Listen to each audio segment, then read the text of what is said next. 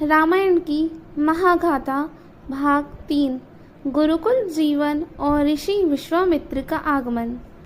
इस भाग में राम और भाइयों का गुरुकुल में जीवन, शिक्षा, दिनचर्या और विशेष क्षमताएं, ऋषि विश्वामित्र का अयोध्या आगमन, उनका उद्देश्य और राजा दशरथ से वार्तालाप, राम और लक्ष्मण का वनागमन, दिव्य अस्त्रों की प्राप्ति और महर्षि की शिक्षाएं। अयोध्या में राजा दशरथ और महर्षि वशिष्ठ की वार्तालाप। राजा दशरथ: महर्षि, मेरे पुत्र अब बड़े हो रहे हैं, मुझे उनकी शिक्षा की चिंता है। क्या महल में ही उनकी शिक्षा प्राप्ति होगी?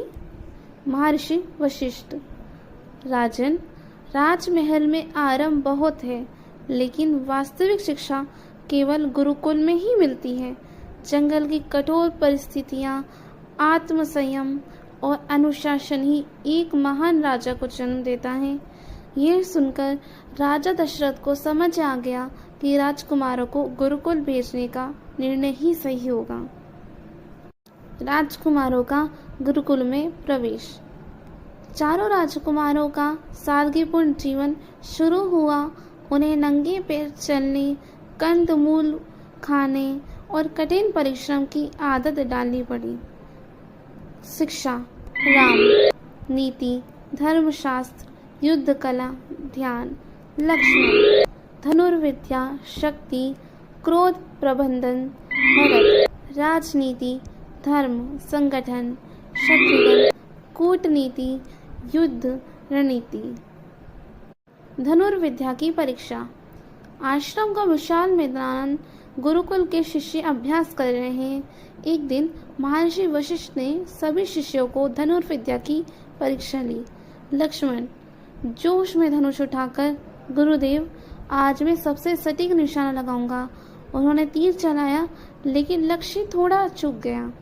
राम: लक्ष्मण, केवल शक्ति से नहीं, संयम से तीर चलाओ, ध्यान केंद्रित करो।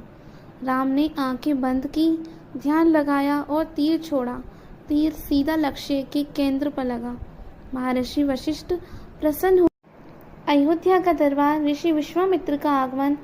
अयोध्या का भव्य दरबार, राजा दशरथ सिंहासन पर विराजमान, दरबारियों की भीड़। ऋषि विश्वामित्र दरबार में आए। उनके तेजस्वी स्वरूप को देखकर सभी सम्मान में खड़े हो गए। राजा दशरथ: महर्षि, आपका स्वागत है। आप आज अयोध्या आए, धन्य हो गई। कृपया बताइए, आपकी क्या सेवा कर सकता हूँ?